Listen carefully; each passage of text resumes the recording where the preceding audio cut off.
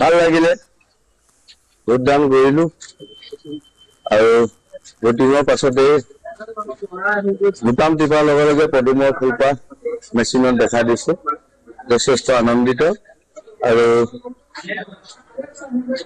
নিশ্চিতভাৱে শিৱসাগৰ এবাৰ উন্নয়ন হ'ব আমি 25 to 30 মূল প্ৰতিদ্বন্দ্বী কোন হ'ব বুলি আপুনি ভাবে আমাৰ ইয়াত প্ৰতিদ্বন্দ্বী হিচাপে হয়তো প্ৰতিভাগিকা ডাঙৰীয়া ছেকেণ্ড পজিশ্যন আহিব পাৰে আৰু আমাৰ বিৰোধী যিজন পাৰ্টি আছে তেওঁ থাৰ্ড পজিশ্যনত আহিব আপুনি কিমান আশাবাদী যে এই নিৰ্বাচনত আপোনাৰ জয় হ'ব আমি 100% আমি আশাবাদী ইয়াতে আশা কৰিব লগা নাই ৰাইজে যোৱা কালিলৈকে বিভিন্ন দিশৰ পৰা বিশেষভাৱে বিৰোধী মিত্ৰজোঁটৰ পৰা আহি ৰাইজে আমাৰ তাত সহযোগিতা আগবঢ়াইছে লাষ্ট মুহূৰ্তটো ৰাতি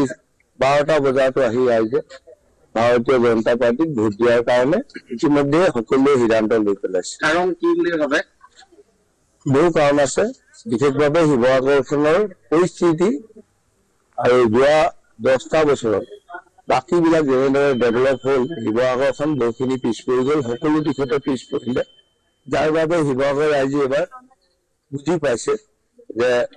বিজেপি অবিহনে শিৱসাগৰ সমষ্টি ডেভেলপ হোৱাটো কেতিয়াও সম্ভৱ নহয় হয় এয়া হৈছে মই দেখুৱাইছো এয়া শিৱসাগৰ সমষ্টিৰ বিজেপি প্ৰাৰ্থী কুশল দৌৰী